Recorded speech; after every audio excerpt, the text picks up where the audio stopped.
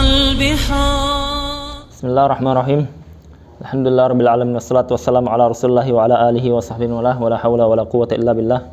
Allahumma ighfir lana wa li walidina wa li masyayikhina wa liman lahu haqqun alaina wa lil muslimina wal muslimat. Allahumma ihdina lima ikhtalafa fihi minal haqqi bi idnik innaka tahdi man tasya ila siratin mustaqim.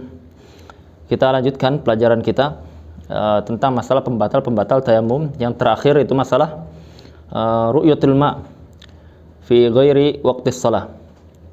Melihat air pada waktu sebelum sholat sebelum dia masuk sholat ya. Sudah masuk waktu sholatnya tetapi dia belum sholat, dia sudah tayamum, kemudian dia lihat air sebelum dia mulai sholat, maka ini membatalkan tayamum ya. Maka membatalkan ini ada dua keadaan. Keadaan yang pertama, in ra'al ma aw tawahhamahu, kalau dia lihat air qabla talabbus bis shalah, sebelum dia itu mulai salat, belum mulai ya, sebelum, batala tayammumuhu, batal tayamumnya ya, batal tayamumnya, li'annahu lam yashra' fil maqsud, karena dia itu belum mulai kepada salat ya. Maka dia dalam kondisi akan salat dalam keadaan masih ada air, maka tidak sah tayamum atau tidak sah salat dalam kondisi menggunakan tayamum padahal masih ada air ya. Dia ketika tayamum awal dia memang tidak ada air, tetapi ketika dia baru mau masuk salat dia lihat air, karena misalkan airnya turun hujan misalkan, atau ada yang datang bawa air dari orang lain, maka kita katakan berarti dia sama dengan salat dalam kondisi tayamum padahal ada air ya. Atau dia masih ketika tayamum ternyata keluar dari pasirnya ada mata air yang keluar airnya, maka kita katakan batal tayamum ya. Kemudian yang kedua, keadaan yang kedua, dia lihat air dalam kondisi sudah masuk sholat ya. Kalau tadi sebelum sholat, kalau ini sekarang sudah sholat, dia lihat air ya, memang lihat ada, jadi masuk sholat dia lihat air. Ini kondisinya ba'da tamamir ra ya, setelah dia sudah menyempurnakan Allahu Akbar. Allahu Akbar, akbar itu ada ra di akhir Allah Akbar itu ya, maka dilihat ya. Fa in kanatis shalah la tasqut bit tayammum bi an kana al mahall alladhi shalla fihi yaghlib fihi wujud al ma, batalat salatuhu fil hal ya. Maka kalau dia dalam kondisi sudah mengucapkan Allahu Akbar, sudah selesai dari takbiratul ihram sampai dia ucapkan akbar, maka dilihat kalau salat tersebut adalah salat yang dia tidak gugur ya, tidak gugur dengan tayamum yang jenis tayamum seperti ini ya. Maksudnya bagaimana? Tayamum itu ada dua ya. Tayamum itu ada dua. Tayamum yang dia ketika sholat dia tidak wajib qadha ya. Ketika dia sholat dia tidak wajib qadha. Yang kedua adalah tayamum yang ketika dia sholat dia tetap wajib qadha ya. Kondisi yang pertama adalah dia sholat dengan tayamum dia wajib qadha. Karena apa? Karena dia bertayamum di tempat atau di lokasi yang al-ghalib fihi wujudul ma, yang adahnya atau umumnya itu ada air. Qadarullah tidak ngalir airnya sehingga dia cari-cari tidak dapat dan dia tayamum. Tayamum yang seperti ini ketika dia sholat kita katakan apa? Dia sudah menunaikan apa yang wajib baginya. Tapi masalah dia wajib qadha atau tidak, ini pembahasan lain ya. Para ulama mengatakan bahwasanya uzur yang dia itu uzurnya nadir ya, itu tidak menjadikan dia sudah gugur kewajibannya ya. Uzur nadir seperti tadi kita katakan dia tayamum di tempat daerah yang kebanyakan umumnya itu ada air, tetapi qadarullah di waktu tersebut tidak ada air, dia tayamum, maka ini adalah uzur yang sifatnya jarang terjadi, maka dia wajib qadha salatnya. Yang kedua, keadaan kedua, dia dalam kondisi berwudu bertayamum di lokasi yang umumnya tidak ada air memang. Umumnya tidak ada air. Jarang ada air. Ya, kalau turun hujan saja atau kalau ada orang yang datang bawa air dari daerah lain, desa lain, maka orang yang tayamum di daerah yang umumnya ada air, umumnya tidak ada air, maka kalau dia sholat, maka tidak wajib dia qadha salat tersebut karena sudah sah, dan itu adalah uzur yang uzur yang sering terjadi. Maka tadi kita kembali ke masalah kita ini, kalau dia sholat dengan tayamum, kemudian dia ketika sudah mengucapkan takbiratul ihram, Allahu Akbar, maka kita lihat. Jadi kondisinya dia sudah masuk sholat. Kita lihat yang pertama adalah dia itu di daerah yang dia tayamum tadi, dalam kondisi tayamum tadi di daerah yang banyak air, umumnya banyak air atau tidak ada air. Ya. Maka kalau misalkan umumnya adalah yaghli fi wujudul ma, umumnya ada air, ya, maka kita katakan ketika dia melihat air, kondisi tersebut, kondisi yang dia di tempat yang umumnya ada air, maka batal sholatnya ketika itu. Ya. Ya. Kalau dia lanjutkan, maka tidak dianggap sholat tersebut karena ada air. Ya. Tidak dianggap karena ada air. 6.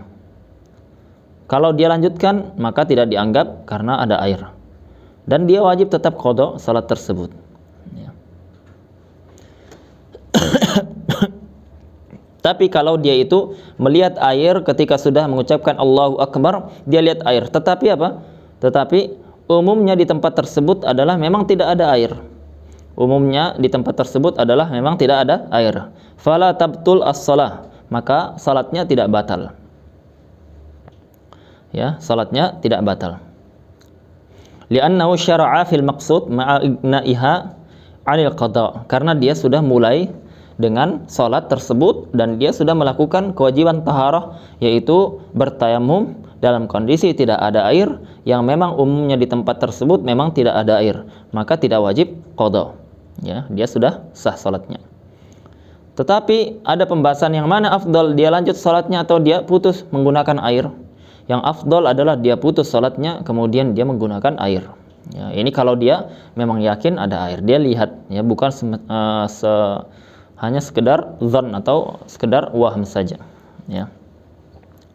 Itu lebih afdal dia putus salatnya kemudian dia menggunakan air, dengan catatan memang dia waktunya masih luas. Ya, itu yang lebih afdal agar dia itu keluar dari sesuatu yang dipersisihkan ulama. Ada yang mengatakan itu tidak sah salat tersebut karena ada air, maka dia keluar dari khilaf. Kaidahnya mengatakan al-khuruju minal khilaf mustahab, keluar dari perselisihan para ulama itu disunnahkan. Nah, tapi kalau kondisi dia tidak luas waktunya, dalam kondisi tidak luas waktunya, maka apa? Maka haram dia itu memutus salatnya. Maka apa? Itu kondisinya melihat kepada waktu masih luas atau tidak. Kemudian pembahasan yang terakhir adalah pembatal tayamum ar-riddah, ya. Yang pertama adalah semua yang membatalkan wudu itu membatalkan tayamum. Yang kedua adalah melihat air ketika masih belum salat. Ya, adapun kalau sudah salat, maka tadi dirinci dalam kondisi dia memang di tempat yang al-ghalib umumnya itu tidak ada air, maka tidak membatalkan. Kalau dia di tempat umumnya ada air, maka membatalkan dengan melihat air. Yang ketiga adalah ar-riddah, yaitu dia murtad. Nah, ar-riddah itu adalah qat'ul Islam, memutus Islam dengan ucapan, perbuatan atau lisan. Maka dia kalau murtad batal tayamumnya. Kenapa? Karena semua ibadah ketika dia murtad batal, ya, ibadah itu batal. Ya, menghancurkan, merusak ibadah yang sudah ada dengan dia keluar dari Islam. Ya, karena syarat diterimanya amal dia harus mukmin, beriman dulu. Kalau tidak beriman tidak diterima amalannya. Makanya apa? Orang-orang yang dari kalangan kufar yang dia itu tidak beriman kepada Allah dan Rasulnya, maka dia kalau beramal sebanyak apapun tidak akan diterima. Kapan diterima? Kalau dia beriman kepada Allah, baru dia akan diterima amalan-amalan. Ya. Wat tayammum ibadah. Sedangkan tayamum bagian dari ibadah karena bagian dari taharah yang diperintahkan Allah Subhanahu wa taala. Maka dia batal tayamum dengan batalnya keislaman dia. Pembahasan selanjutnya adalah wasahibul jabair yamsahu 'alaiha wa yatayammam yusalli wa la i'ada 'alaihi in kana wada'aha 'ala tuhrin.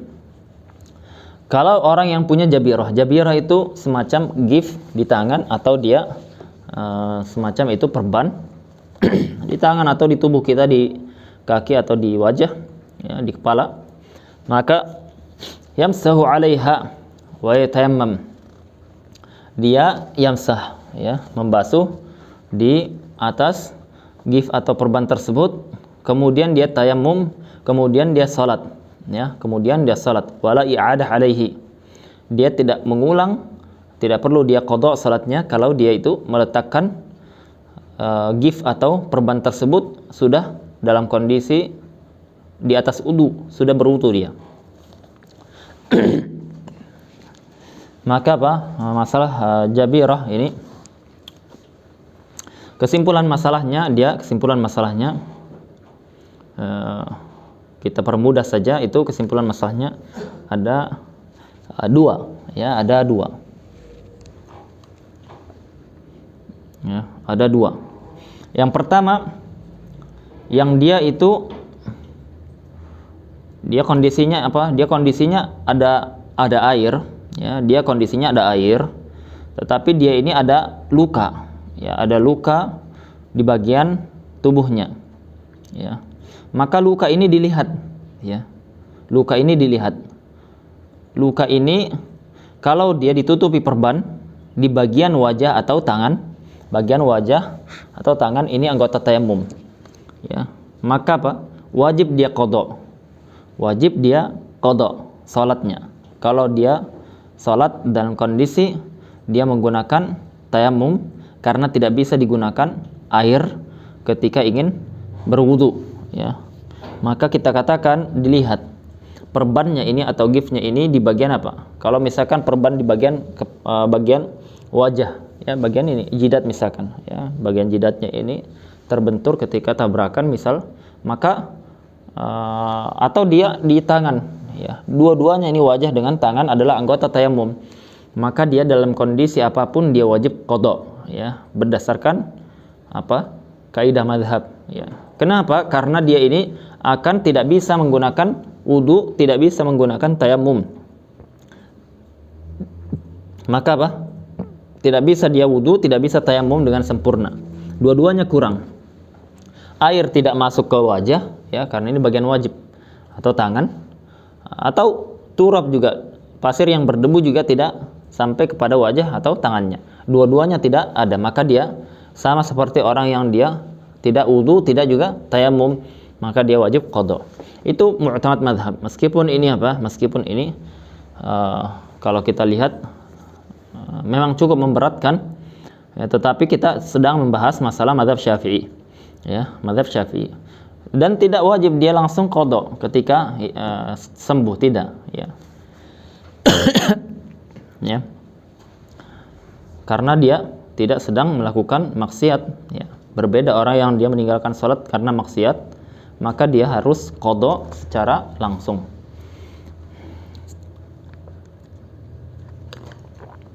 Kondisi yang kedua dia apa? Dia menggunakan perban atau giftnya itu di selain anggota tayamum, ya, di kepala misalkan, atau di kaki, ya, atau di kaki. Kalau di badan kan, kalau di badan tidak pengaruh dengan pembahasan wudu, karena tidak ada wudu di badan, di perut. Yang ada di bagian 4, wajah, kepala, tangan sampai siku, kemudian kaki. Ya, misalkan dia ada perban di daerah yang selain wajah dan tangan, maka di kepala atau di kaki. Maka kondisinya dilihat. Kalau dia itu menggunakan perban tersebut dalam kondisi sudah berwudu dulu, ya, berwudu dia. Dalam kondisi berwudu, ya. Ya, bagaimana Ustaz? Itu kan ada penyakitnya, ada lukanya di bagian kakinya. Ya, ditahan dulu, ya, ditahan. Sekali itu saja agar dia itu menggunakan perban sudah dalam kondisi taharah. Ya, kemudian setelah itu dia boleh untuk bertayamum, ya. Jadi dalam mazhab Syafi'i, kalau ada yang tidak bisa kena air, tidak langsung tayamum dari awal sampai akhir, enggak. Tetapi apa? Digunakan air dalam kondisi dia bisa menggunakannya, dan tidak digunakan air dalam kondisi tidak bisa dia gunakan. Contohnya, dia perban atau ada gif di kakinya, ya, di kakinya, di daerah yang dibasuh dengan air. Maka dia berwudu seperti biasa, tangan, muka, ya, muka, kemudian tangan sampai siku, ya, kemudian kepala, itu kan tidak ada lukanya, tidak ada sakitnya, pakai air. Kemudian setelah itu dia tayamum untuk kaki, jadi tayamumnya untuk kaki. Kenapa? Karena di bagian kaki yang ada perbannya yang tidak bisa sampai air di situ, ya. Dia sapukan airnya, dia usap bagian perban di atas dengan air, kemudian dia tayamum seperti biasa. Dia ambil turab, kemudian dia ambil pasir yang berdebu, kemudian dia usapkan di wajahnya, kemudian di kedua tangannya.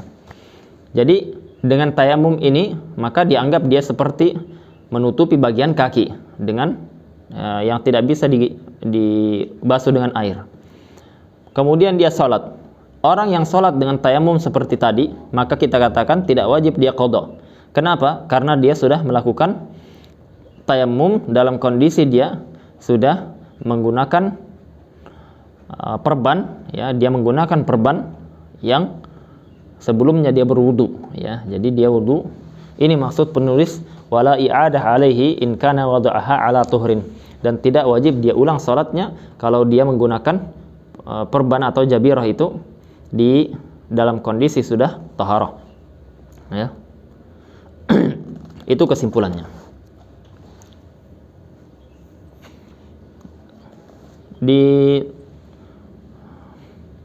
Ditambahkan, ya, dalam masalah ini ada kondisi kedua dia tidak wajib ulang, yaitu kalau kondisinya dia menggunakan perban tidak berwudu dulu, dia langsung pakai perban, tapi apa?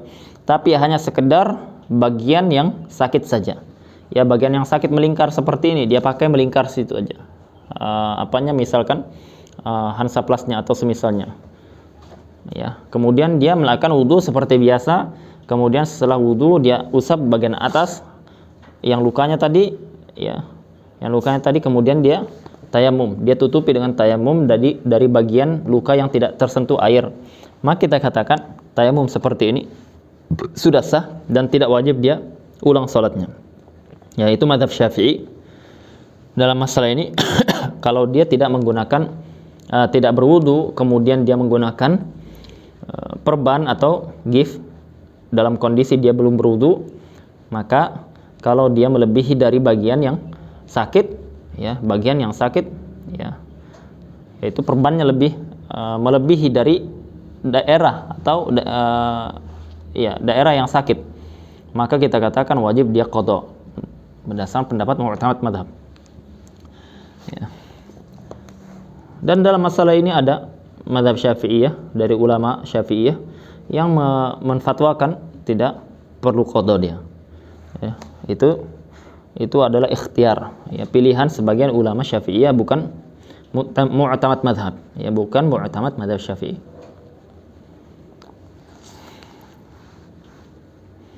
Ya.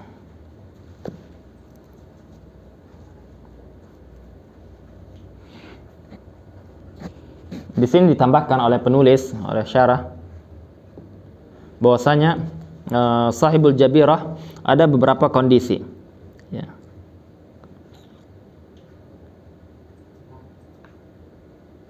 Kondisi yang pertama,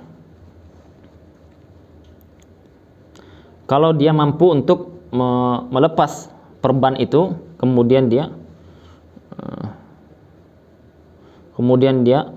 berwudu seperti biasa tanpa menyebabkan mudarat, maka wajib dia lepas perbannya.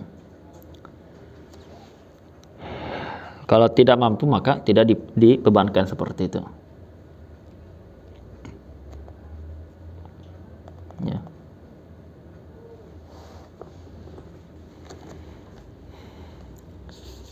Jadi kita ulangi lagi kesimpulan dalam masalah orang yang dia itu punya perban, ya, dimanapun perbannya itu. Ini tidak sedang membahas masalah qada atau tidak, membahas masalah kaifiyah, cara, bagaimana caranya dia. Maka dia, misalkan perbannya itu bagian sini, kepala, ya, bagian kepala melingkar sampai ke bagian jidat ini. Maka dia berwudu seperti biasa, tangan, kemudian kumur-kumur, kemudian basuh wajah. Nah, ketika basuh wajah ini kan ada bagian yang terkena perban, ada yang tidak. Yang tidak terkena perban itu dia basuh semuanya.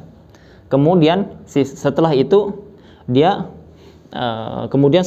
basuh perbannya dengan air tadi, bagian atasnya. Kalau tidak memudaratkan, maksudnya tidak memudaratkan, yaitu kalau terkena air meresap sehingga makin sakit, makin parah atau lama sembuhnya. Ya, kalau memudaratkan maka dia lewatkan, ya, sekedar diusap sedikit-sedikit sampai biar tidak memudaratkan. Kemudian setelah itu dia lanjut, ya kan, kepala. Setelah itu kepala basuh dengan air, tangan sampai siku, kemudian kaki. Selesai dia, ya, selesai. Ya, maka apa itu caranya? Ya, jadi caranya dia itu melakukan tayam berwudu seperti biasa sampai di giliran daerah anggota tubuhnya yang ada perbannya, ya. Baru dia melakukan tayamum. Setelah itu dia lanjutkan menggunakan air di daerah yang tidak ada perbannya seperti biasa, seperti dia wudu biasa. Wa yatayammam likulli fariidhah, dan dia bertayamum. Pembahasan selanjutnya adalah tayamum itu wajib di setiap salat atau dia bisa dengan satu tayamum untuk 2-3 salat seperti halnya wudu. Kalau kita wudu boleh kita menggunakan satu wudu untuk 5 salat. Ya, untuk 5 salat bahkan lebih. Dengan catatan tidak batal. Tapi kalau tayamum tidak. Tayamum ini adalah taharah yang dia itu naqis, yang kurang, ya.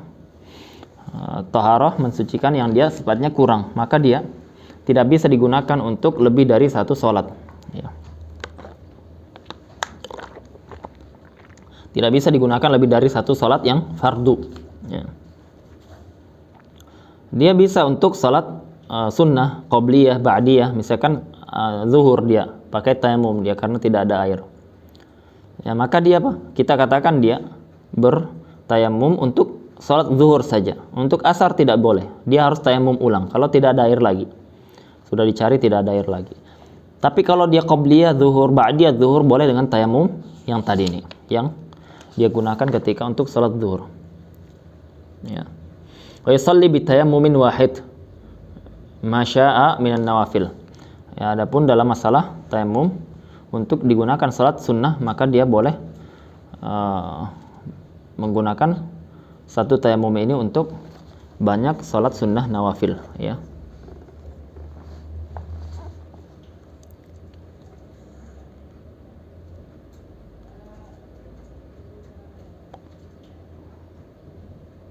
Dia alasannya kenapa? Karena li'anna fi taklifit al-mutayammim likulli nafilatin masyaqqah farubbama adda ila tarkiha. Karena membebankan orang yang bertayamum untuk setiap kali dia mau sholat sunnah, itu masyaqqah, itu beban yang sangat berat. Yang boleh jadi dengan beban berat itu dia tidak jadi mau melakukan sholat sunnah, ya.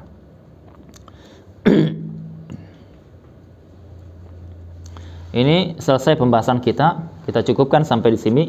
Subhanakallahumma wa bihamdika asyhadu an la ilaha illa anta astaghfiruka wa atubu ilaik. Assalamualaikum warahmatullahi wabarakatuh.